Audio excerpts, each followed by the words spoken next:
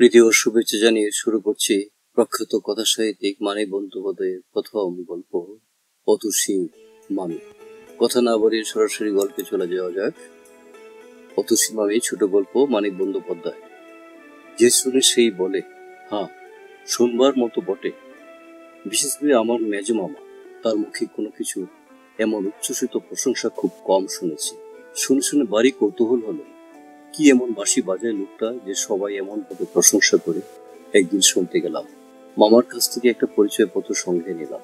আমি থাকি বালিগঞ্জে, আর যার বাঁশি বাজানোর উস্তাদির কথা বললাম তিনি থাকেন ভবানীপুর অঞ্চলে। মামার কাছে শুনেছিলাম যতীন, উপাধিটা শোনা হয়নি। আজ পরিচয়পত্রের উপরে পুরো নাম দেখলাম, যতীন্দ্রনাথ রায়। বাড়িটা খুঁজে বার করে আমার তো চোখ খুঁজতে। মামার কাছে যতীনবাবু এবং তার বাঁশি বাজানো যেরকম উচ্ছ্বসিত প্রশংসা শুনেছিলাম, তাতে মনে হয়েছিল যে লোকটা নিশ্চয়ই একজন কেষ্টবিষ্ট গোছের কেউ হবেন। আর কেষ্টবিষ্ট গোছের একজন লোক যে বৈকুণ্ঠ বা মথুরার রাজপ্রাসাদ না হোক, অন্তত বেশ বড় বা ভদ্র চেহারার একটা বাড়িতে বাস করেন, এও তো স্বভাব সিদ্ধ কথা। কিন্তু বাড়িটা যে গলিতে, সেটার কথা না হয়ে ছেড়েই দিলাম। এই যে ইট বার করা তিন কালির বুড়োর মতো নড়ে বড়ে একটা ইটের খাঁচা, সামনেটার চেহারাই যদি এরকম হয়, ভেতরটা না জানি কিরকম হবে। উয়ে ধরা দরজা করা নাড়লাম। একটু পরে দরজা খুলে যে লোকটি সামনে এসে দাঁড়ালেন, তাকে দেখে মনে হলো ছাই গাদা নাড়তেই যেন একটা আগুন বার হয়ে পড়ল। খুব রোগা, গায়ের রঙও অনেকটা ফ্যাকাশে হয়ে গেছে। তবু একদিন চেহারা কানা কিরকম ছিল অনুমান করা শক্ত নয়। এখনো যা আছে অপূর্ব। বছর 30 বয়স, কি কিছু কম। মলিন হয়ে আসা গায়ের রং অপূর্ব, শরীরের গড়ন অপূর্ব, মুখের চেহারা অপূর্ব, আর সব মিলিয়ে যে রূপ তাও অপূর্ব। সবচেয়ে অপূর্ব চোখ দুটি, চোখে চোখে চাইলে যেন নেশা লেগে যায়। পুরুষেরও তাহলে সৌন্দর্য থাকে। ইট বার করা নোনা ধরা দেয়াল আর উয়ে ধরা দরজা, আর মাঝখানে লোকটিকে দেখে আমার মনে হলো ভারী সুন্দর একটি ছবিকে যেন অতি বিশ্রী একটা ফ্রেমে বাঁধিয়েছে। বললেন, আমি ছাড়া তো এই বাড়িতে কেউ নেই, সুতরাং আমাকেই চান। কিন্তু কি চান? আমার মুগ্ধ চিত্তে কে যেন একটা ঘা দিল। কি বিশ্রী গলার স্বর, কর্কশ। কথাগুলো মোলায়েম, কিন্তু লোকটির গলার স্বর শুনে মনে হলো যেন আমার গালাগালি দিচ্ছেন। ভাবলাম, নির্দোষ সৃষ্টি বিধাতার কোষ্ঠীতে দেখে না এমন চেহারার ওই গলা। সৃষ্টিকর্তা যত বড় কারিগর হন, কোথায় কি মানায় সে জ্ঞানটা তার একদম নেই। বললাম, আপনার নাম তো যতীন্দ্রনাথ রায়, আমি হরেন বাবুর ভাগ্নে। পরিচয়পত্রখানা বাড়িয়ে দিলাম। এক নিঃশ্বাসে পরে বললেন, ইস, আবার পরিচয়পত্র কেন হে? হরেন যদি তোমার মামা, আমিও তোমার মামা। হরেন যে আমার দাদা বলে ডাকে। এসো এসো, ভেতরে এসো। আমি ভেতরে ঢুকতেই তিনি দরজা বন্ধ করলেন। সদর দরজা থেকে দুধারের দেয়ালে গা ঠেকিয়ে হাত পাছে এসে একটা হাত টেনে চৌড়া বারান্দা, পরে ডান দিকে বাঁকতে হল। বাঁদিকে বাঁকবার জন্য কারণ দেখা গেল সেদিকটা প্রাচীর দিয়ে বন্ধ করা। ছোট্ট একটু উঠান, বেশ পরিষ্কার। প্রত্যেক উঠানের 4টি করে পাশ থাকে, এটারও তাই আছে দেখলাম। দুপাশে দোকানে ঘর এ বাড়িরই অঙ্গ। একটা দিক প্রাচীর দিয়ে বন্ধ করা, অপরদিকে অন্য এক বাড়ির একটা ঘরের পেছন দিক জানালা দরজার চিহ্ন মাত্র নেই, প্রাচীরেরই সামিল। আমার নবলব্ধ মামা ডাকলেন, কত সে, আমার ভাগ্নে এসেছে। এ ঘরে একটা মাদুর বিছিয়ে দিয়ে যাও, ও ঘরটা বড় অন্ধকার। এ ঘর মানে আমরা যে ঘরের সামনে দাঁড়িয়েছিলাম, ও ঘর মানে ওদিকটার ঘরটা। সেই ঘর থেকে বেরিয়ে এলেন এক তরুণী, মস্ত ঘুমটা মুখ ঢেকে। যতীনবাবু বললেন, একই ঘুমটা কেন? আরে এ যে ভাগ্নে। মামির ঘুমটা ঘুষবার লক্ষণ নেই দেখে আবার বললেন, ছি ছি, মামি হয়ে ভাগ্নের কাছে ঘুমটা টেনে কলা বউ সাজবে।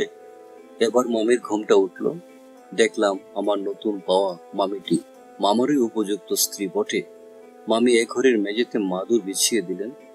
ঘরের তক্তপোষ, টেবিল, চেয়ার ইত্যাদির পালাই নেই। এক পাশে একটা রং চটা ট্রাঙ্ক আর একটা কাঠের বাক্স। দেয়ালে এক কোণ থেকে আরেক কোণ পর্যন্ত একটা দড়ি টাঙানো, একটা পেরেক, একটা আধ ময়লা খদ্দের পাঞ্জাবি লটকানো। যতীন মামার সম্পত্তি।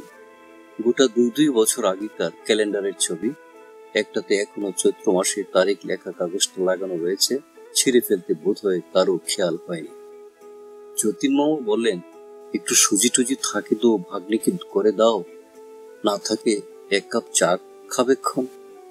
বললাম, কিছু দরকার নেই যতীন মামা, আপনার বাঁশি শুনতে এসেছি। বাঁশির শরীর খিদে মিটবে এখন। যদিও খিদে পাইনি মোটেও, বাড়ি থেকে খেয়ে এসেছি। যতীন মামা বললেন, বাঁশি? বাঁশি তো এখন আমি বাজাই না। বললাম, সে হবে না, আমাকে শোনাতেই হবে। বললেন, তাহলে বসো, রাত্রি হোক, সন্ধ্যার পর ছাড়া আমি বাঁশি ছুঁই না। বললাম, কেন? যতীন মামা মাথা নেড়ে বললেন, কেন জানি না ভাগ্নে, দিনের বেলা বাঁশি বাজাতে পারি না, আজ পর্যন্ত কোনোদিন বাজাইনি। আগা অতসী, বাজিয়েছি? অতসী তুমি মৃদু হেসে বললেন, না। যেন প্রকাণ্ড একটা সমস্যার সমাধান হয়ে গেল এমনি ভাবে যতীন মামা বললেন, তবে? বললাম, মোটে 5টা বেজেছে, সন্ধ্যা হবে 7টায়। এতক্ষণ বসে থেকে কেন আপনাদের অসুবিধা করব? ঘুরে টুরে সন্ধ্যার পর আসবো এখন। যতীন মামা ইংরেজিতে বললেন, টোট টোট, তারপর বাংলায় জোর দিলেন, কি যে বলো ভাগ্নে, অসুবিধাটা কি হে? আয়, পাড়ার লোকে তো বয়কট করেছে অপবাদ দিয়ে, তুমি থাকলে তবু কথা কয়ে বাঁচবো। আমি বললাম, পাড়ার লোকে কি অপবাদ দিয়েছে মামা? অতসী মামির দিকে চেয়ে যতীন মামা হাসলেন। বলবো নাকি ভাগ্নিকে কথাটা অতসী? পাড়ার লোকে কি বলে জানো ভাগ্নে? বলে অতসী আমার বিয়ে করা বউ নয়। চোখের পলকে হাসি মুছে রাগে যতীন মামা গড় গড় করতে লাগলেন, লক্ষ্মী ছাড়া বজ্জাত লোক পাড়ার ভাগ্নে, রীতিমতো দলিল আছে বিয়ের, কেউ কি তা দেখতে চাইবে? যত সব। ত্রস্ত ভাবে অতসী মামি বললেন, কি যা তা বলছো? যতীন মামা বললেন, ঠিক ঠিক ভাগ্নে, নতুন লোক, তাকে এসব কথা বল ঠিক হচ্ছে না। হঠাৎ বললেন, তোমরা যে কেউ কারোর সঙ্গে কথা বলছো না গো? মামি মৃদু হাসে বললেন, কি কথা বলবো? যতীন মামা বললেন, এই নাও, কি কথা বলবে, তাও কি আমায় বলে দিতে হবে নাকি? যা হোক, কিছু বলে শুরু করো, গড় গড় করে কথা, আপনি এসে যাও। মামি বললেন, তোমার নামটি কি ভাগ্নে? যতীন মামা সশব্দে এসে উঠলেন, হাসি থামিয়ে বললেন, এবার ভাগ্নে পাল্টা প্রশ্ন করো। আজ কি রাঁধবে মামি? বেশ, খাস আলাপ জমে যাবে।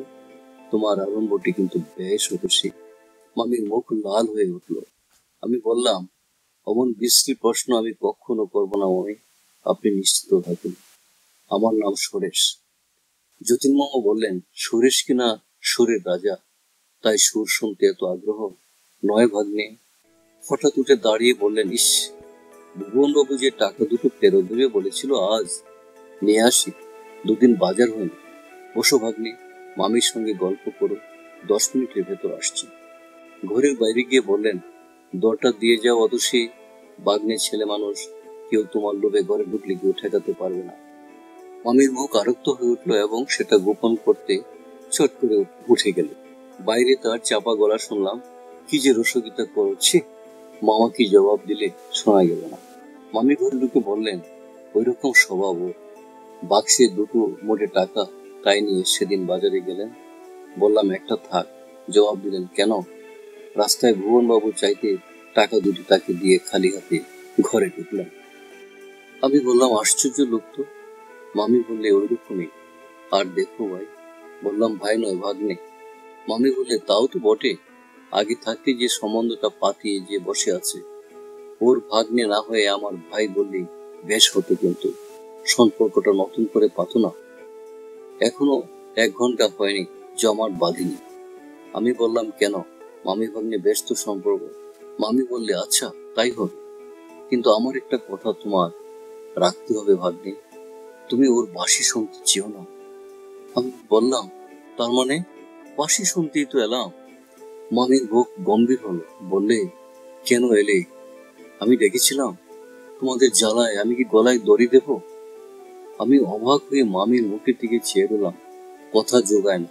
মামি বললে, তোমাদের একটু শখ মেটাবার জন্য উনি আত্মহত্যা করছেন, দেখতে পাও না? রোজ তোমরা একজন না একজন এসে বাঁশি শুনতে চাও, রোজ গলা দিয়ে রক্ত পড়লে মানুষ কদিন বাঁচে? রক্ত? রক্ত নয়, দেখবে? বলে মামি চলে গেল। ফিরে এলো একটা গামলা হাতে করে, গামলার ভেতর জমাট বাঁধা খানিকটা রক্ত। মামি বললে, কাল উঠেছিল? ফেলতে মায়া হচ্ছিল তাই রেখে দিয়েছি। রেখে কোনো লাভ নেই জানি, তবু আমি অনুতপ্ত হয়ে বললাম, জানতাম না মামি, তাহলে কখনো শুনতে চাইতাম না। ইস, এই জন্যই মামার শরীর এত খারাপ। মামি বললে, কিছু মনে করো না ভাগ্নে, অন্য কারোর সঙ্গে তো কথাই কই না, তাই তোমাকে গায়ের ঝাল মিটিয়ে বলে নিলাম। তোমার আর কি দোষ, আমার অদৃষ্ট। আমি বললাম, এত রক্ত পড়ে তবু মামা বাঁশি বাজা? মামি দীর্ঘ নিঃশ্বাস ফেলে বললে, হ্যাঁ, পৃথিবীর কোনো বাধাই ওর বাঁশি বাজানো বন্ধ করতে পারবে না। কত বলেছি, কত কেঁদেছি, শোনেন না। আমি চুপ করে রইলাম। মামি বলে চলল, কতদিন ভেবেছি বাঁশি ভেঙে ফেলি, কিন্তু সাহস হয়নি। বাঁশির বদলে মদ খেয়ে নিজেকে শেষ করে ফেলবেন, নয়তো যেখানে যা আছে সব বিক্রি করে বাঁশি কিনে না খেয়ে মরবেন। মামির শেষ কথাগুলো যেন গুমড়ে গুমড়ে কেঁদে ঘরের চারদিকে ঘুরে বেড়াতে লাগলো। আমি কথা বলতে গেলাম, কিন্তু ফুটলো না। মামি একটা দীর্ঘ নিঃশ্বাস ফেলে বললে, অথচ এই একটা ছাড়া আর কোনো কথাই ফেলেন না। আগে আকণ্ঠ মদ খেতেন, বিয়ের পর যেদিন মিনতি করে মদ ছাড়তে বললাম, সেদিন থেকে ও জিনিস ছোঁয়াই ছেড়ে দিলেন, কিন্তু বাঁশির বিষয়ে কোনো কথাই শুনেন না। আমি বলতে গেলাম, মামি। মামি বোধহয় শুনতেই পেল না, বলে চলল, একবার বাঁশি লুকিয়ে রেখেছিলাম। সে কি ছটফট করতে লাগলেন, যেন ওর সর্বস্ব হারিয়ে গেছে। বাইরে কড়া নাড়ার শব্দ হলো। মামি দরজা খুলতে উঠে গেল। যতীন মামা ঘরে ঢুকতে ঢুকে বললেন, দিলে না টাকাটা অতসী? বললে, পরশু দেব। পিছন থেকে মামি বললে, সে আমি আগেই যাই। যতীন মামা বললে, দোকানদারটাই বা কি পাচ্ছি, এক পোষ সুজি চাইলাম, দিল না। মামার বাড়ি এসে ভাগ্নিকে দেখছি খালি পেটে ফিরতে হবে। মামি ম্লান মুখে বললে, সুজি দেইনি ভালো করেছে, শুধু জল দিয়ে তো আর সুজি হয় না। ঘি নেই, কবে আবার ঘি আনলে তুমি? তাও তো বটে, বলে যতীন মামা আমার দিকে চেয়ে হাসলেন, দিব্য সব প্রতিষ্ঠ হাসি। আমি বললাম, কেন ব্যস্ত হচ্ছেন মামা? খাবারের কিছু দরকার নেই, ভাগ্নের সঙ্গে অত ভদ্রতা করতে নেই। মামি বললে, বসো তোমরা, আমি আসছি, বলে ঘর থেকে বেরিয়ে গেল। মামা হেঁকে বললেন, কোথায় গো? বারান্দা থেকে জবাব এলো, আসছি। মিনিট 15 পরে মামি ফিরলো, দু হাতে দুখানা রাখে দিতে গোটা চারেক করে রসগোল্লা আর গোটা 2 সন্দেশ। যতীন মামা বললেন, কোত্থেকে জোগাড় করলে গো? বলে একটা রেখাবি টেনে নিয়ে একটা রসগোল্লা মুখে তুলল। অন্য রেখাবিটা আমার সামনে রাখতে রাখতে মামি বললে, তা দিয়ে তোমার দরকার কি? যতীন মামা নিশ্চিতভাবে বললেন, কিছু না, যা খিদেটা পেয়েছে, ডাকাতি করেও যদি এনে থাকো কিছু দোষ হয়নি। স্বামীর প্রাণ বাঁচাতে সাধ্য অনেক কিছুই করে। আমি কুণ্ঠিত হয়ে বলতে গেলাম, কেন মিথ্যে? বাধা দিয়ে মামি বললে, আবার যদি ওইসব শুরু করো ভাগ্নে, আমি কেঁদে ফেলবো। আমি নিঃশব্দে খেতে আরম্ভ করলাম। মামি ও ঘর থেকে দুটো এনামেলের গ্লাসে জল এনে দিলেন। প্রথমে রসগোল্লাটা গিলেই মামা বললেন, ওয়াক, কি বিশ্রী রসগোল্লা, রইল পরে, খেয়েও তুমি, নয়তো ফেলে দিও। দেখি সন্দেশটা কেমন। সন্দেশ মুখে দিয়ে বললেন, হ্যাঁ, এই জিনিসটা ভালো, এটা খাবো। বলে সন্দেশ দুটো তুলে নিয়ে রেখাবিটা ঠেলে দিয়ে বললেন, যাও তোমার সুজির ঢিপি ফেলে দিও ক্ষণ নর্দমায়। অথচ মামির চোখ ছলছল করে এলো। মামার ছলটুকু আমাদের কারোর কাছে গোপন রইল না। কেন যে এমন খাসা রসগোল্লারও মামার কাছে সুজির ঢিপি হয়ে গেল, বুঝে আমার চোখে প্রায় জল আসবার উপক্রম হলো। মাথা নিচু করে রেখাবিটা শেষ করলাম। মাঝখানে একবার চোখ তুলতেই নজরে পড়ল মামি মামার রেখাবিটা দরজার উপরে তাকে তুলে রাখছে। সন্ধ্যার অন্ধকার গনিয়ে এলে মামি ঘরে ঘরে প্রদীপ দেখালো, ধনু দিল।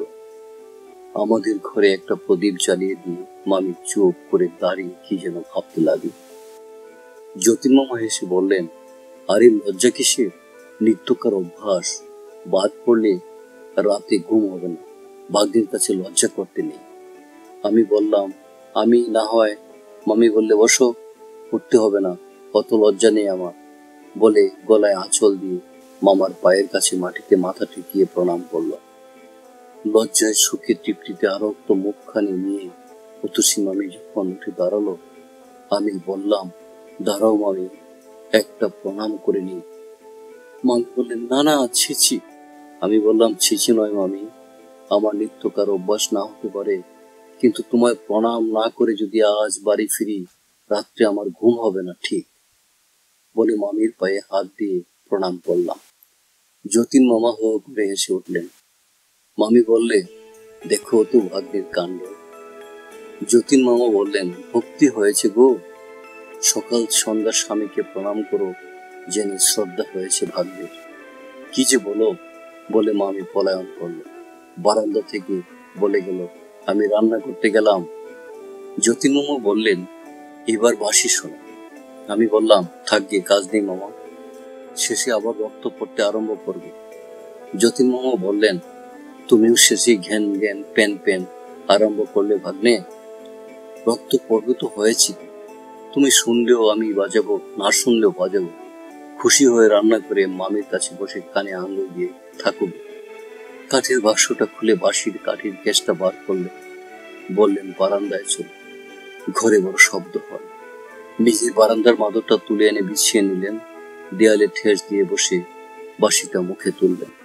হঠাৎ আমার মনে হলো, আমার ভেতরে যেন একটা উন্মাদ, একটা খেপা উদাসীন ঘুমিয়েছিল, আজ বাঁশির সুরে নাড়া জেগে উঠল। বাঁশির সুর এসে লাগে কানে, কিন্তু আমার মনে হলো বুকের তলেও যেন সারা পৌঁছেছে।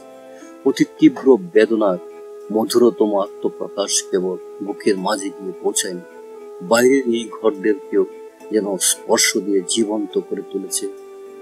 আর আকাশকে বাতাসকে মৃদুভাবে স্পর্শ করতে যেন দূরে, বহু দূরে, যেখানে গোটা কয়েক তারা ফুটে উঠেছে দেখতে পাচ্ছি, সেইখানে স্বপ্নের মায়ার মধ্যে লয় পাচ্ছি। অন্তরে ব্যথা বোধ করে আনন্দ পাওয়ার যতগুলো অনুভূতি আছে, বাঁশির সুর যেন তাদের সঙ্গে কোলাকুলি আরম্ভ করেছে।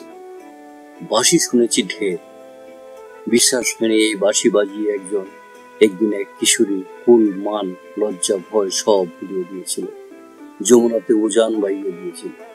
আজ মনে হলো, আমার যতীন মামার বাঁশিতে সমগ্র প্রাণ যদি আচমকা জেগে উঠে নিরর্থক, এমন ব্যাকুল হয়ে ওঠে, তবে সেই বিশ্ববাসী বাদকের পক্ষে এই ওই দুটি কাজ আর এমন কি কঠিন। দেখি মামি কখন এসে নিঃশব্দে ওদিকের বারান্দায় বসে পড়েছে। খুব সম্ভবত ওই ঘরটাই রান্নাঘর, কিংবা রান্নাঘরে যাবার পথ ওই ঘরের ভেতর দিয়ে। যতীন মামাটিকে চেয়ে দেখলাম, খুব সম্ভব সংজ্ঞা নেই, এজন্য শরীর আত্মখোলা সাধক সমাধি পেয়ে গেছে। কতক্ষণ বাঁশি চলেছিল ঠিক মনে নেই, বোধহয় ঘন্টা দেরি হবে। হঠাৎ এক সময়ে বাঁশি থামিয়ে যতীন মামা ভয়ানক কাশতে আরম্ভ করলেন। বারান্দার ক্ষীণ আলোতেও বুঝতে পারলাম, মামার মুখ চোখ অস্বাভাবিক রকম লাল হয়ে উঠেছে। অথচি মামি বোধহয় প্রস্তুত ছিল। জল আর পাখা নিয়ে ছুটে এলো, খানিকটা রক্ত তুলে মামির শুশ্রূষার। যতীন মামা খানিকটা রক্ত তুলে মামির শুশ্রূষার যতীন মামা অনেকটা সুস্থ হলেন। মাদুরের উপর একটা বালিশ পেতে মামি তাকে শুইয়ে দিল। পাখা নেড়ে নীরবে হাওয়া করতে লাগলো। তারপর একসময় উঠে দাঁড়িয়ে বললাম, আজ আসি যতীন মামা। মামা কিছু বলবার আগে মামি বললে, তুমি এখন কথা কইও না, বাগ্নির বাড়িতে ভাববে, আজ থাক, আর একদিন এসে খেয়ে যাবে। চলো, আমি দরজায় দিয়ে আসছি। সদরের দরজা খুলে বাইরে যাব, মামি আমার একটা হাত চেপে ধরে বললে, একটু দাঁড়াও ভাগ্নে, সামনে নি। প্রদীপের আলোতে দেখলাম মামির সমস্ত শরীর থরথর করে কাঁপছে। একটু সুস্থ হয়ে বললে, ও রক্ত পড়া দেখলে আমার এরকম হয়, বাঁশি শুনেও হতে পারে। আচ্ছা, এবার এসো ভাগ্নে, শিগগির আর একদিন আসবে কিন্তু। বললাম, মামার বাঁশি ছাড়াতে পারি কিনা একবার চেষ্টা করে দেখবো মামি। মামি ব্যগ্র কণ্ঠে বললেন, পারবে? পারবে তুমি? যদি পারো ভাগ্নে, শুধু তোমার যতীন মামাকে নয়, আমাকেও প্রাণ দেবে। অথচ মামি ঝড় ঝড় করে কেঁদে ফেলল। রাস্তায় নেমে বললাম, খিলটা লাগিয়ে দাও মামি, কেবলই মনে হয় নেশাকে মানুষ এত বড় করে দাম দেয় কেন, লাভ কি? এই যে যতীন মামা পলে পলে জীবন উৎসর্গ করে শরীর জাল বুনবার নেশায় মেতে যান, মানি তাতে আনন্দ আছে। যে সৃষ্টি করেও তারও, যে শুনে তারও। কিন্তু এত চড়া মূল্য দিয়ে কি সে আনন্দ কিনতে হবে? এই যে স্বপ্ন সৃষ্টি, এত ক্ষণিকের। যতক্ষণ সৃষ্টি করা যায় ততক্ষণ এ স্থিতি, তারপর বাস্তবের কঠোরতার মাঝে স্বপ্নের চিহ্ন কোথাও খুঁজে পাওয়া যায় না। এ নিরর্থক মায়া সৃষ্টি করে নিজেকে ভুলবার প্রয়াস কেন? মানুষের মন কি বিচিত্র। আমারও ইচ্ছে করে যতীন মামার মতো শরীর আগুন গগনে বেয়ে তুলে পলে পলে নিজেকে শেষ করে আনি। লাভ নেই, নাই গেল। এতদিন জানতাম আমিও বাঁশি বাজাতে জানি, বন্ধুরা শুনে প্রশংসাও করে এসেছে। বাঁশি বাজিয়ে আনন্দ যে না পাই তা নয়, কিন্তু যতীন মামার বাঁশি শুনে এসে মনে হলো বাঁশি বাজানো আমার জন্য নয়। এক একটা কাজ করতে এক একজন লোক জন্মায়, আমি বাঁশি বাজাতে জন্মাইনি। যতীন মামা ছাড়া বাঁশি বাজাবার অধিকার কারো নেই। থাকতে পারে কারো অধিকার, কারো কারো বাঁশি হয়তো যতীন মামার বাঁশির চেয়েও মনকে উতলা করে তুলে, আমি তাদের চিনি না। একদিন বললাম, বাঁশি শিখিয়ে দেবে মামা? যতীন মামা হেসে বললে, বাঁশি কি শেখাবার জিনিস ভাগ্নে? ও শিখতে হয়, তা ঠিক, আর শিখতে হয় মন দিয়ে, প্রাণ দিয়ে, সমগ্র সত্তা দিয়ে, নইলে আমার বাঁশি শেখবার মতো সে শিক্ষা ব্যর্থ হয়ে যায়। অতসী মামিকে সেদিন বিদায় নেবার সময় যে কথা বলেছিলাম সে কথা ভুলিনি, কিন্তু কি করে যে যতীন মামার বাঁশি ছাড়াও ভেবে পেলাম। অথচ দিনের পর দিন যতীন মামা এই যে সর্বনাশা নেশায় ফলে ফলে মরণের দিকে এগিয়ে যাবেন, কথা ভাবতেও কষ্ট হলো। কিন্তু করা যায় কি? মামির প্রতি যতীন মামার যে ভালোবাসা, তার বোধ হয় তল নেই। মামির কান্নাই যখন ফেলেছেন, তখন আমার সাধ্য কি তাকে ঠেকিয়ে রাখি। একদিন বললাম, মামা আর বাঁশি বাজাবেন না। যতীন মামা চোখ বড় বড় করে বললেন, বাঁশি বাজাবো না? বল কি ভাগ্নে, তাহলে বাজবো কি করে? বললাম, গলা দিয়ে রক্ত উঠছে, মামি কত কাঁদে, তা আমি কি করব? একটু একটু কাঁদা ভালো, বলে হাঁকলেন। অতসী মামি এলো। মামা বললেন, কান্না কি জন্য শুনে? বাঁশি ছেড়ে দিয়ে আমায় মরতে বলো নাকি? তাতে কান্না বাড়বে, কমবে না। মামি ম্লান মুখে চুপ করে দাঁড়িয়ে রইল। মামা বললেন, জানো ভাগ্নে, এই অতসীর জ্বালায় আমার বেঁচে থাকা ভার হয়ে উঠেছে। কোত্থেকে উড়ে এসে জুড়ে বসলেন, নড়বার নাম নেই। ওর ভার ঘাড়ে না থাকলে বাঁশি বগলে মনের আনন্দে দেশে বিদেশে ঘুরে বেড়াতাম। বেড়ানো টেরানো সব মাথায় উঠেছে। মামি বললে, যাও না বেড়াতে, আমি ধরে রেখেছি, রাখুনি। বলে মামা এমনি ভাবে চাইলেন যেন নিজের চোখে তিনি অতসী মামিকে খুন করতে দেখেছেন, আর মামি এখন তার সম্মুখেই সে কথা অস্বীকার করছে। মামির চোখে জল এলো, আশু জড়িত কণ্ঠে বললে, অমন করে তো আমি একদিন। মামা একেবারে জল হয়ে গেলেন। আমার সামনে মামির হাত ধরে কোঁচা কাপড় দিয়ে চোখ মুছিয়ে দিয়ে বললে, ঠাট্টা করেছিলাম, সত্যি বলছি অতসী। চট করে হাত ছাড়িয়ে মামি চলে গেল। আমি বললাম, কেন মিথ্যে চটালেন মামিকে? যতীন মামা বললেন, চটেনি, লজ্জায় পালালো। কিন্তু একদিন যতীন মামাকে বাঁশি ছাড়তে হলো, মামি ছাড়ালো। মামির একদিন হঠাৎই টাইফয়েড জ্বর হলো।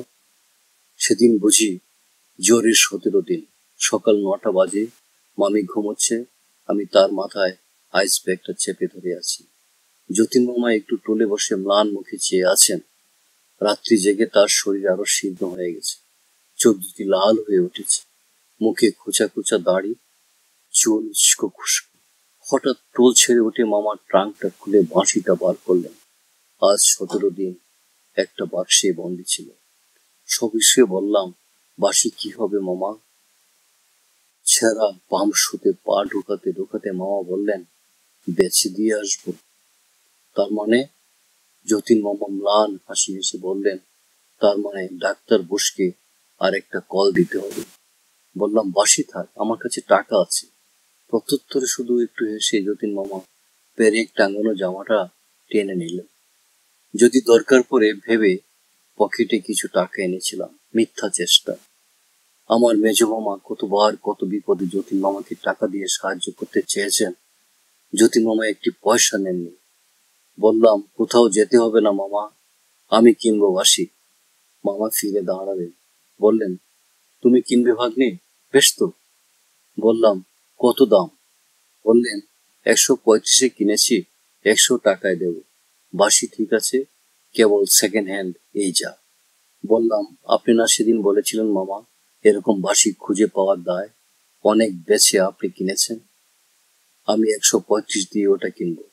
যতীন মামা বললেন, তা কি হয়, পুরনো জিনিস। বললাম, আমাকে কি জোর চুরে পেলেন মামা? আপনাকে ঠকিয়ে কম দামে বাসি কিনবো আমি? পকেটে 10 টাকার 3টে নোট ছিল, বার করে মাথার হাতে দিয়ে বললাম, 30 টাকা আগাম নিন, বাকি টাকাটা বিকেলে নিয়ে আসবো। যতীন মামা কিছুক্ষণ স্তব্ধভাবে নোটগুলির দিকে তাকিয়ে রইলেন, তারপর বললেন, আচ্ছা। আমি অন্যদিকে মুখ ফিরিয়ে নিলাম। যতীন মামার মুখের ভাবটা দেখবার সাদা হলো না। যতীন মামা ডাকলেন, ভাগ্নে। ফিরে তাকালাম। যতীন মামা হাসবার চেষ্টা করে বললেন, খুব বেশি কষ্ট হচ্ছে ভেবো না, বুঝলে ভাগ্নে? আমার চোখে জল এলো। তাড়াতাড়ি মুখ ফিরিয়ে মামির শিয়রে গিয়ে বসলাম। মামির ঘুম ভাঙেনি, জানতেও পারল না যে রক্ত পিপাসু বাসিটা ঝলকে ঝলকে মামার রক্ত পান করছে। আমি আজ সেই বাসিটা কিনে নিলাম। মনে মনে বললাম, মিথ্যে আশা, এই যে বালির ভাত, একটি বাসি গেল, আর একটা কিনতে কতক্ষণ। লাভের মধ্যে যতীন মামা একান্ত প্রিয় বস্তু হাতছাড়া হয়ে যাওয়া বেদনাটাই পেলেন। বিকালে বাকি টাকা এনে দিতেই যতীন মামা বললেন, বাড়ি যাওয়ার সময় বাসিটা নিয়ে যেও। আমি ঘরে ঢুকতে ঢুকতে বললাম, থাক না এখন কদিন, এত তাড়াতাড়ি কিসের? যতীন মামা বললেন, না, পরের জিনিস আমি বাড়িতে রাখি না। বুঝলাম, পরের হাতে চলে যাওয়া বাসিটা চোখের উপরে থাকা তার সহ্য হবে না। বললাম, মামা, বেশ, তাই নিয়ে যাবক্ষণ। মামা ঘাড় নেড়ে বললেন, নিয়ে যাও। তোমার জিনিস এখানে কেন ফেলে রাখবে, বুঝলে না? 19 দিনের দিন মামির অবস্থা সংকটজনক হয়ে উঠল। যতীন মামার টুলটা বিছানার কাছে টেনে টেনে মামির একটা হাত মুঠো করে ধরে নীরবে তার রোগ শীর্ণ ঝরা ফুলের মতো ম্লান মুখের দিকে চেয়েছিলেন। হঠাৎ অতসী মামি বললে, ওগো, আমি বোধহয় আর বাঁচিব না। যতীন মামা বললেন, তা কি হয় অতসী, তোমায় বাঁচতে হবেই, তুমি না বাঁচলে আমিও যে বাঁচব না। মামি বললে, বালাই বাঁচবে বই কি, দেখো আমি যদি নাই বাঁচি, আমার একটা কথা রাখবে? যতীন মামা নত হয়ে বললে, রাখবো, বলো। বাঁশি বাজানো ছেড়ে দিও, তিল তিল করে তোমার শরীর ক্ষয় হচ্ছে দেখে ওপারে গিয়েও আমার শান্তি থাকবে না, রাখবে আমার কথা? মামা বললেন, তাই হবে অতসী, তুমি ভালো হয়ে ওঠো, আমি আর বাঁশি ছোঁব না। মামির শীর্ণ টুটে সুখের হাসি ফুটে উঠল। মামার একটা হাত বুকের উপর টেনে শান্তভাবে মামি চোখ বুঝলেন। আমি বুঝলাম যতীন মামা আজ তার রোগ সজ্জাগতা অতসীর জন্য কত বড় একটা ত্যাগ করলেন। অতি মৃদু স্বরে উচ্চারিত ওই কটি কথা, তুমি ভালো হয়ে ওঠে, আমি আর বাঁশি ছোঁব না, অন্যে না বুঝুক, আমি তো যতীন মামাকে চিনি, আমি জানি, অতসী মামিও জানে ওই কথা কটির পেছনে কতখানি জোর আছে। বাঁশি বাজাবার জন্য মন উন্মাদ হয়ে উঠলেও যতীন মামা আর বাঁশি ছোঁবেন না। শেষ পর্যন্ত মামি ভালো হয়ে উঠল। যতীন মামার মুখের হাসি ফুটল। মামি যেদিন পথ্য পেল, সেদিন হেসে মামা বললেন, কি গো, বাঁচবে না বলে? অমনি মুখের কথা কিনা, যে চারাল খোরোর কাছ থেকে তোমায় ছিনিয়ে এনেছি, জম বেটা তো ভালো মানুষ। আমি বললাম, চারাল খোরো আবার কি মামা? মামা বললেন, তুমি জানো না বুঝি, সে এক দ্বিতীয় মহাভারত। মামি বললে, গরু নিন্দা করো না। মামা বললেন, গরু নিন্দা কি, বুড়ো তোর নিন্দা করবো, ভাগ্নিকে দেখাও না অতসী তোমার পিঠের দাগটা। মামির বাধা দেওয়া সত্ত্বেও মামা ইতিহাসটা শুনিয়ে দিলেন। নিজের খুড়ো নয়, বাপের পিস্তত ভাই। মা বাবাকে হারিয়ে 17 বছর বয়স পর্যন্ত ওই খুড়োর কাছে অতসী মামি ছিল। অত বড় মেয়ে, তাকে কিল চোর লাগাতে খুড়োটি বাধ্য না। আনুষঙ্গিক অন্য সব তো ছিলই, খুড়োর মেজাজের একটি অক্ষয় চিহ্ন আজ পর্যন্ত মামির পিঠে আছে। পাশের বাড়িতে যতীন মামা বাঁশি বাজাতেন আর 8 ঘন্টা মদ খেতেন। প্রায় খুড়োর বর্জন আর অনেক রাত মামির চাপা কান্নার শব্দে তার নেশা ছুটে যেত। নিতান্ত চটে একদিন মেয়েটাকে নিয়ে পলায়ন করলেন এবং বিয়ে করে ফেললেন। মামার ইতিহাস বলা শেষ হলে অতসী মামি ক্ষীণ হাসি হেসে বললে, তখন কি জানি মদ খায়, তাহলে কখনো আসতাম না। মামা বললেন, তখন কি জানি তুমি মাথার রতন হয়ে আঠার মতো লেপ্টে থাকবে, তাহলে কখনো উদ্ধার করতাম না। আর মদ না খেলে কি এক ভদ্রলোকের বাড়ি থেকে মেয়ে চুরি করে আনার মতো বিশ্রী কাজটা করতে পারতাম গো? আমি ভেবেছিলাম বছর কানে। মামি বললে, যাও চুপ করো, ভাগ্নের সামনে যা তা বকো না। মামা হেসে চুপ করলে। মাস দুই পরের কথা, কলেজ থেকে শটান যতীন মামার ওখানে হাজির হলাম। দেখে জিনিসপত্র যা ছিল বাঁধা সাদা হয়ে পড়ে আছে। অবাক হয়ে প্রশ্ন করলাম, এসব কি মামা? যতীন মামা সংক্ষেপে বললেন, দেশে যাচ্ছি। দেশে? দেশ আবার আপনার কোথায়? যতীন মামা বললেন, আমার একটা দেশও নেই ভাগ্নে, 500 টাকা আয়ের জমিদারি আছে দেশে, খবর রাখো। অথচ মামি বললে, হয়তো জন্মের মতোই তোমাদের ছেড়ে চললাম ভাগ্নে, আমার অসুখের জন্যই এটা হলো। বললাম, তোমার অসুখের জন্য? তার মানে? মামা বললে, তার মানে বাড়িটা বিক্রি করে দিয়েছি। যিনি কিনেছেন পাশের বাড়িতেই থাকেন, মাঝখানের প্রাচীরটা ভেঙে দুটো বাড়ি এক করে নিতে ব্যস্ত হয়ে পড়েছে। আমি ক্ষুব্ধ কণ্ঠে বললাম, এত কাণ্ড করলে মামা, আমাকে একবার জানালেন না পর্যন্ত? করে যাওয়া ঠিক হলো? বাঁধা বিছানা আর তালাভুক্ত বাক্সের দিকে আঙ্গুল মারিয়ে মামা বললেন, আজ রাত্রে ঢাকা মেলে রওনা হব। আমারও বাঙ্গাল হে বাগ্নে, জানো না বুঝি? বলে মামা হাসলেন। অবাক মানুষ, এমন অবস্থায় হাসিও আসে। গম্ভীরভাবে উঠে দাঁড়িয়ে বললাম, আচ্ছা আসি যতীন মামা, আসি মামি, বলে দরজার দিকে অগ্রসর হলাম। অতসী মামি উঠে এসে আমার হাতটা চেপে ধরে বললে, লক্ষ্মী ভাগ্নে, রাগ করো না। আগে থাকতে তোমায় খবর দিয়ে লাভ কিছু ছিল না, কেবল মনে ব্যথা পেত। যে ভাগ্নে তুমি কত কি হাঙ্গামা বাঁধি তুলতে, ঠিক আছে কিছু? আমি ফিরে গিয়ে বাঁধা বিছানাটার উপর বসে বললাম, আজ যদি না আসতাম একটা খবর তো পেতাম না। কাল এসে দেখতাম বাড়িঘর খাঁ খাঁ করছে। যতীন মামা বললেন, আরে রাম, তোমায় না বলে কি যেতে পারি? দুপুর বেলা সেনের ডাক্তারখানা থেকে ফোন করে দিয়েছিলাম তোমাদের বাড়িতে, কলেজ থেকে বাড়ি ফিরলে খবর পেতে। বাড়ি আর গেলাম না, শিয়ালদহ স্টেশনে মামা মামিকে উঠিয়ে দিতে গেলাম। গাড়ি ছাড়ার আগে কতক্ষণ সময় যে কি করে কাটলো, কারো মুখেই কথা নেই। যতীন মামা কেবল মাঝে মাঝে দু একটি হাসির কথা বলেছিলেন এবং হাসাচ্ছিল না, কিন্তু তার বুকের ভেতর যে কি করছিল সে খবর আমার অজ্ঞাত থাকেনি।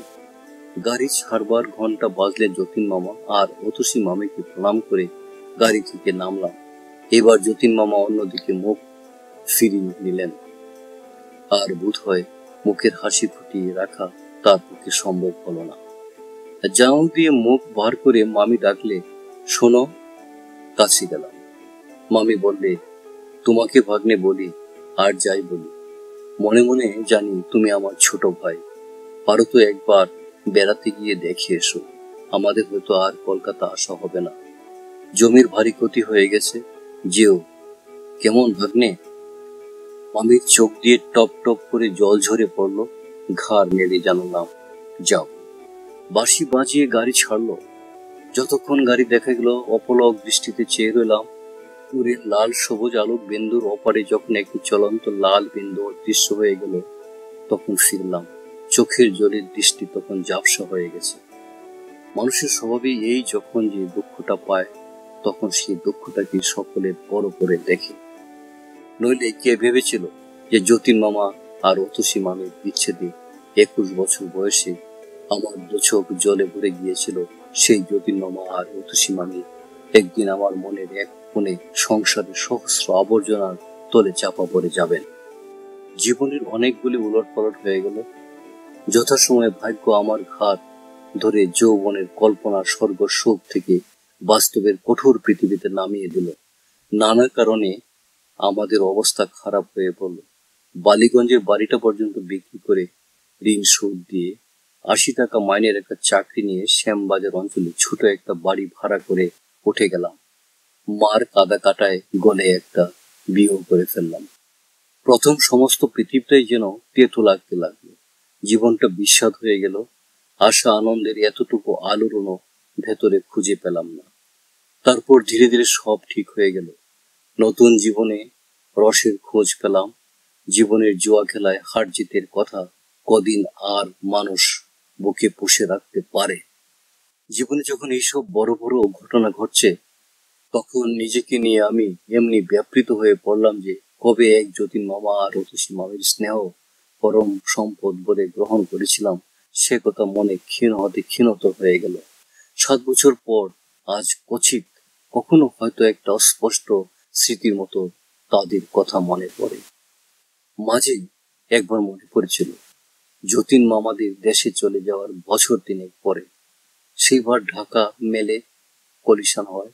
মৃতদের নামের মাঝে যতীন্দ্রনাথ রায় নামটা দেখে যে খুব একটা ঘা লেগেছিল, সে কথা আজও মনে আছে।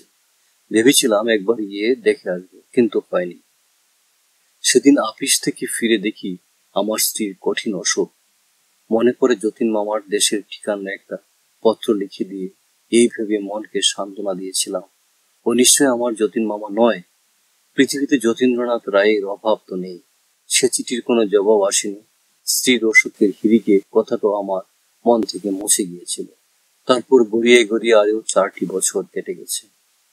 আমার ছোট বোন বিনার বিয়ে হয়েছিল ঢাকায়। পুজোর সময় বিনাকে তারা পাঠালে না। অগ্রহায়ণ মাসে বিনাকে আনতে ঢাকা গেলাম, কিন্তু আনা হলো না। গিয়ে দেখি বিনার শাশুড়ি খুব অসুখ। আমি যাবার আগের দিন হু হু করে জ্বর এসেছে। ডাক্তার আশঙ্কা করছেন নিউমোনিয়া। ছুটি ছিল না, ক্ষুণ্ণ হয়ে একাই ফিরলাম। গোয়ালন্দি স্টিমার থেকে নেমে ট্রেনের একটা ইন্টারে ভিড় কম দেখে উঠে পড়লাম। 2টি মাত্র ভদ্রলোক, এক কোণে র্যাপার মুড়ি দেওয়া একটা স্ত্রী লোক। খুব সম্ভব এদের একজনের স্ত্রী। জিনিসপত্রের একান্ত অভাব। খুশি হয়ে একটা বেঞ্চিতে কম্বলের উপর চাদর বিছিয়ে বিছানা করলাম। বালিশ ঠেসান দিয়ে আরাম করে বসে পা দুটি কম্বল দিয়ে ঢেকে একটা ইংরেজি মাসিক পত্র বার করে ওপেনহেমের ডিটেকটিভ গল্পে মনোসংযোগ করলাম। যথাসময়ে গাড়ি ছাড়লো এবং পরের স্টেশনে থামলো। আবার চলল। এটা ঢাকা মেল বটে, কিন্তু পুরাদৌড় পর্যন্ত প্রত্যেক স্টেশনে থেমে থেমে প্যাসেঞ্জার হিসেবেই চলে। পুরাদৌড় পর ছোটখাটো স্টেশনগুলি বাদ দেয় এবং গতিও কিছুটা বাড়ায়।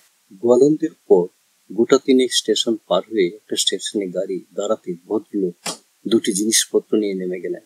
স্ত্রী লোকটি কিন্তু তেমনি ভাবে বসে রইলেন। ব্যাপার কি? একে ফেলেই দেখছি সব নেমে গেলেন। এমন অন্য মনস্ক তো কখনো দেখিনি। ছোটখাটো জেনেছি মানুষের ভুল হয়। একটা আস্ত মানুষ, তাও আবার একজনের অর্ধাঙ্গ, তাকে আবার কেউ ভুল করে ফেলে যায় নাকি? জানালা দিয়ে তাকিয়ে দেখলাম পিছনে দিকপাত মাত্র না করে তারা স্টেশনের গেট পার করছেন। হয়তো ভেবেছেন চিরদিনের মতো আজও স্ত্রীটি তার পিছু পিছু চলেছে। চেঁচিয়ে ডাকলাম, ও মশাই, মশাই শুনছেন? গেটের উপরে ভদ্রলোকটি অদৃশ্য হয়ে গেলেন। বাঁশি বাজিয়ে গাড়িও ছাড়ল। অগত্যা নিজের জায়গায় বসে পড়লাম। তবে কি ইনি একাই চলেছেন নাকি? বাঙালির মেয়ে নিশ্চয়ই। র্যাপার দিয়ে নিজেকে ঢাকবার কায়দা দেখি সেটা বোঝা যায়। বাঙালির মেয়ে এই রাত্রিবেলা নিঃসঙ্গে যাচ্ছে, তাও আবার পুরুষদের গাড়িতে। একটু ভেবে বললাম, দেখুন শুনছেন? সারা নেই। বললাম, আপনার সঙ্গীরা সব নেমে গেছে, শুনছেন? এইবার আলোয়ানের পোটলা নড়ল এবং আলোয়ান ওর ঘুমটা সরে গিয়ে যে মুখখানা বার হলো দেখি আমি চমকে উঠলাম। কিছু নেই, সে মুখের কিছু এতে নেই। আমার অতিশী মামির মুখের সঙ্গে এ মুখের অনেক তফাৎ, কিন্তু তবু আমার মনে হলো এ আমার অতিশী মামি। মৃদু হেসে বললে, গলা শুনলেই মনে হয়েছিল এ আমার ভাগ্নের গলা, কিন্তু অতটা আশা করতে পারিনি। মুখ বার করতে ভয় হচ্ছিল, পাছে আশা ভেঙে যায়। আমি সবিস্ময়ে বলে উঠলাম, অতসী মামি? মামি বললে, খুব বদলে গেছি না?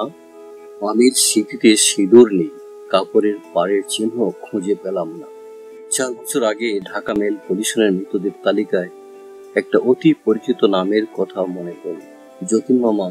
তবে সত্যি নেই। আস্তে আস্তে বললাম, খবরের কাগজে মামার নাম দেখেছিলাম মামি। বিশ্বাস হয়নি। সে আমার যতীন মামা। একটা চিঠি লিখেছিলাম, পাওনি? মামি বললেন, না। তারপরেই আমি ওখান থেকে 2-3 মাসের জন্য চলে যাই। বললাম, কোথায়? আমার এক দিদির কাছে, দূর সম্পর্কের অবশ্যই। আমায় কেন একটা খবর দিলেন না মামি? মামি চুপ করে রইল। ভাগ্নের কথা বুঝি মনে ছিল না? মামি বললে, তা নয়, কিন্তু খবর দিয়ে আর কি হতো? যা হবার তা তো হয়েই গেল। বাসিকে ঠেকিয়ে রাখলাম, কিন্তু নিয়তিকে তো ঠেকাতে পারলাম না। তোমার মেজ মামার কাছে তোমার কথাও সব শুনলাম।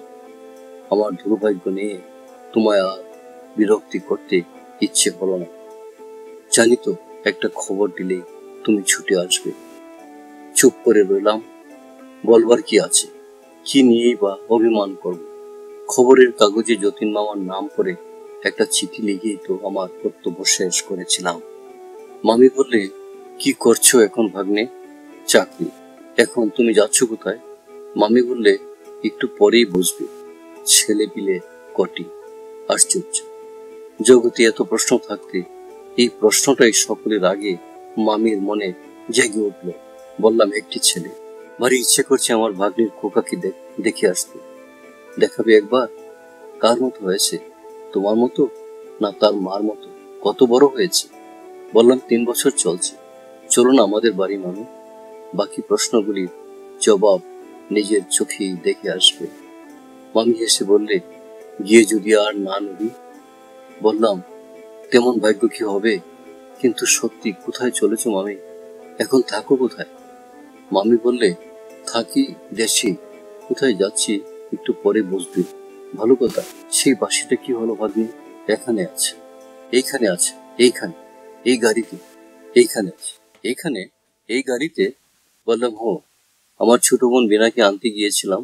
সে লিখেছিল বাসিটা নিয়ে যেতে। সবাই নাকি শুনতে চেয়েছিল। মামি বললে, তুমি বাজাতে জানো নাকি? বার করো না বাসিটা। উপর থেকে বাসির কেসটা বের করলাম। বাসিটা বার করতে মামি ব্যগ্র হাতে টেনে নিয়ে এক দৃষ্টিতে সেটার দিকে চেয়ে রইল। একটা দীর্ঘশ্বাস ফেলে বললে, বিয়ের পর এটাকে বন্ধু বলে গ্রহণ করেছিলাম। মাঝখানে এর চেয়ে বড় শত্রু আমার ছিল না। আজ আবার এটাকে বন্ধু মনে হচ্ছে। শেষ 3টে বছর বাসিটার জন্য আমি ছটফট করে কাটিয়েছিলাম। আজ মনে হচ্ছে বাঁশি বাজানো ছাড়তে না বললেই হয়তো ভালো হতো। বাঁশির ভেতর দিয়ে মরণকে বরণ করলে তবু শান্তিতে যেতে পারতেন। শেষ কটা বছর এত মনোকষ্ট ভোগ করতে হতো না। বাঁশির অংশগুলো লাগিয়ে মামি মুখে তুলল। পরক্ষণে ট্রেনের ঝমঝমানি ছাপিয়ে চমৎকার বাঁশি বেজে উঠল। পাকা গুণের হাতের স্পর্শ পেয়ে বাঁশি যেন প্রাণ পেয়ে অপূর্ব বেদনাময় সুরের জাল বনে চলল। আমার বিস্ময়ের সীমা রইল না। এত অল্প সাধনার কাজ নয়। যার হাতে বাঁশি তো এমন অপূর্ব কান্না কাঁদে না। মামির চক্ষু ধীরে ধীরে নিমিলিত হয়ে গেল। তার দিকে চেয়ে ভবানীপুরের একটি অতি ক্ষুদ্র বাড়ির প্রদীপের স্বল্পালোকে বারান্দার দেয়ালে ঠেস দেওয়া এক সুর সাধকের মূর্তি আমার মনে জেগে উঠল। মাঝে 7টা বছর কেটে গেছে। যতীন মামার যে অপূর্ব বাঁশির সুর একদিন শুনেছিলাম, সে সুর মনের তলে কোথায় হারিয়ে গেছে। আজ উতসী মামির বাঁশি শুনে মনে হতে লাগলো সেই হারিয়ে যাওয়া সুরগুলি যেন ফিরে এসে আমার প্রাণে মৃদু গুঞ্জন শুরু করে দিয়েছে। একসময় বাঁশি থেমে গেল। মামির একটা দীর্ঘশ্বাস ঝরে পড়লো। আমারও। কতক্ষণ স্তব্ধ হয়ে থেকে বললাম, এই কথাটাও তো গোপন রেখেছিলে। মামি বললে, বিয়ের পর শিখিয়েছিলেন। বাঁশি শিখবার কি আগ্রহ নেই তখন আমার ছিল। তারপর যেদিন বুঝলাম বাঁশি আমার শত্রু, সেদিন থেকে আর ছুঁইনি। আজ কতকাল পরে বাজালাম, মনে হয়েছিল বুঝি ভুলে গেছি। ট্রেন এসে একটা স্টেশনে দাঁড়ালো। মামি জানালা দিয়ে মুখ বার করে আলুর গায়ে লেখা স্টেশনের নামটা পরে ভেতরে মুখ ঢুকিয়ে বলে, পরের স্টেশনে আমি নেমে যাবো। ভাগ্নে, পরের স্টেশনে কেন? মামি বললে, আজ কত তারিখ জানো? আমি বললাম, 17ই অগ্রহায়ণ। মামি বললে, 4 বছর আগে আজকের এই দিনে। বুঝতে পারছো না তুমি? মুহূর্তে সব দিনের আলোর মতো স্বচ্ছ হয়ে গেল। ঠিক 4 বছর আগে এই 17ই অগ্রহায়ণ ঢাকা মেলে কলিশন হয়েছিল। সেদিনই অমনি সময়ে এই ঢাকা মেলটির মতো সেই গাড়িটা শত শত নিশ্চিন্ত আলোকে পলে পলে মৃত্যুর দিকে টেনে নিয়ে যাচ্ছিল। বলে উঠলাম, মামি। মামি স্থির দৃষ্টিতে আমার মুখের দিকে চেয়ে থেকে বললে, সামনের স্টেশনের অল্প ওদিকে লাইনে ধরে কঠিন মাটির উপর তিনি মৃত্যুর যন্ত্রণা ছটফট করছিলেন। প্রত্যেক বছর আজকের দিনটিতে আমি ওই তীর্থ দর্শন করতে যাই। আমার কাছে আর কোনো তীর্থের এতটুকু মূল্য নেই। হঠাৎ জানালার কাছে সরে গিয়ে বাইরের দিকে আঙ্গুল বাড়িয়ে মামি বলে উঠল, ওই ওই ওইখানে দেখতে পাচ্ছ না? আমি তো স্পষ্ট দেখতে পাচ্ছি তিনি যন্ত্রণায় ছটফট করতে করতে একটু স্নেহ শিকল স্পর্শের জন্য ব্যগ্র হয়ে রয়েছেন। একটু জলের জন্যই হয়তো। উফ মাগো, তখন কোথায়! দুই হাতে মুখ ঢেকে মামি ভেতরে এসে বসে পড়ল।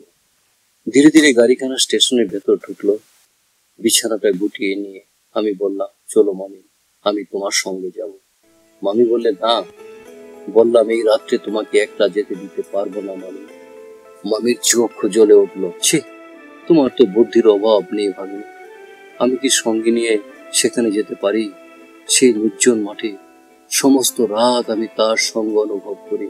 সেখানে নিয়ে কাউকে নিয়ে যাওয়া যায়? ওইখানের বাতাসে তার নিঃশ্বাস রয়েছে।